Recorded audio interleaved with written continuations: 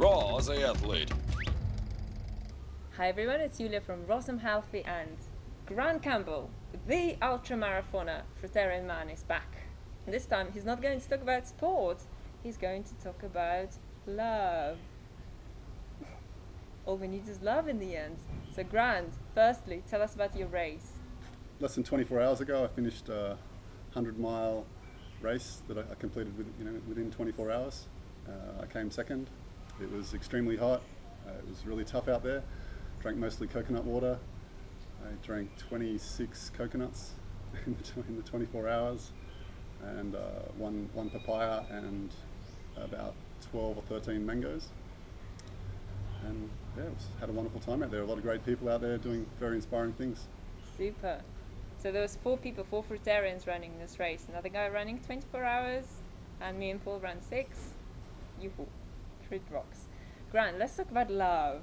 Yeah? And why love is important as part of your success on a low-fat, raw vegan lifestyle. Because it's a big switch. And when people come from a place of rejecting themselves and not accepting themselves and trying to do something that is just so important for their bodies, they don't change their minds, and they do the something very new and something very special with the old mind, so they don't experience results. So how does love fit into it and can help it?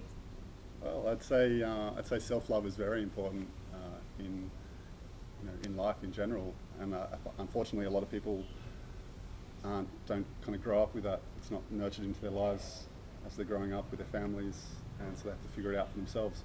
But transitioning to a raw diet in particular can be very challenging without self-love. If you're attached to having some particular body image, then it can make it really challenging to just do all the day-to-day things that you need in order to get to that image.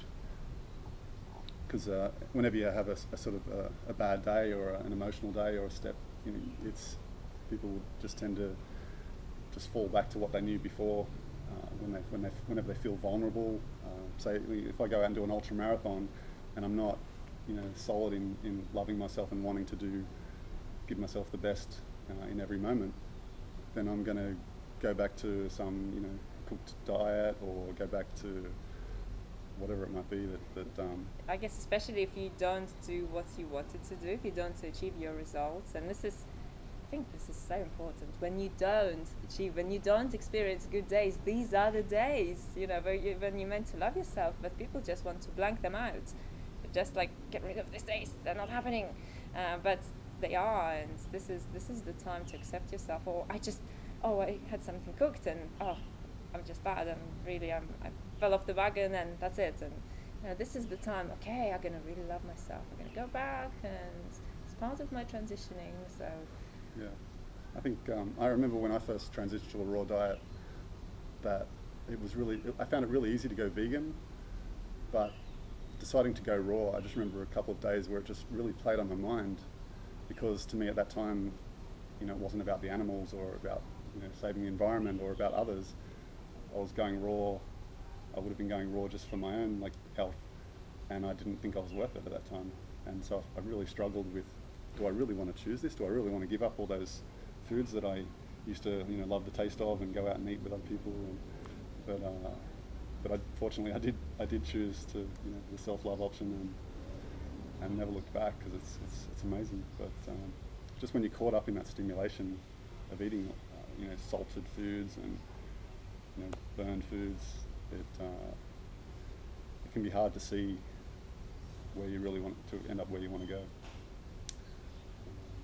I think another important thing to clarify is loving yourself doesn't mean that you've got to just do whatever you want to do and not be conscious of what is loving yourself really means making the best choices you can make for yourself, rather than I just love myself, I'm going to treat myself with some pizza or whatever it is. That's not love, actually, because you're harming yourself. So it's many people confuse that with love myself, treating myself and getting off, and just then of course you don't feel as good. But yeah, I guess eventually the more you love yourself, the more you get to a place where you simply do not want to get to a place where you don't feel good, and happens? Do you find the same thing? Well, I think it's interesting what you said. I find a lot of people really struggle with choosing things that aren't harmful to their bodies, because they feel like if they're depriving themselves of something, then they feel bad and stressed about that. So it makes it really hard for them to choose something healthy, because it's not really what they want. I find that discipline, willpower, just like a really strong mind can be really beneficial in the short term, but you've got to surround yourself with support, surround yourself with things you love, and you can do this over time, and hopefully do it before your discipline, willpower and strength runs out. And then, the more you get immersed in a healthy lifestyle, the easier it becomes, because it just feels so good. I feel my best in every moment this way, eating just low fat, eating like 80-10-10 style, raw vegan. I'm always hydrated, I'm always race ready. I did ran 100 miles yesterday, and I feel like I could do it again today. Yeah, it's wonderful. It's amazing. I wouldn't trade it for all the world. So. Exactly, and experiencing this feeling of vibrancy, of life and connection to your body, it's just, I don't know, it's the greatest blessing and an opportunity to really grow and understand that you are not just an animal that is unconscious and makes unconscious choices, that you're a conscious being in a human form, and then you really grow through that. So another thing I found out, took me quite a while to learn, was the idea of letting go of expectations. We all set these expectations and have these grand goals, and it's fine to have goals, but to not be attached to a specific outcome. That's what an expectation is, because when you don't achieve that goal, it's really crushing, and it's disappointment, and it lowers your self-esteem, and it lowers your self-love, and brings you down, and that's not the way to get where you want to go. Whenever there were times where I fell off the raw wagon and went back and ate some cooked food again. It was always vegan, but it did. I didn't feel as good, and I didn't feel good about myself when I did that. But on the positive side, I never really beat myself up about it too much. Like I never saw myself as a failure. It was just, my journey was just, the goal isn't to just hit bullseye every time, but aim at the bullseye. Learn what is the bullseye, what is the target I'm aiming at, and at least when you aim at that target, you're going to get somewhere near it, and then you'll be happy.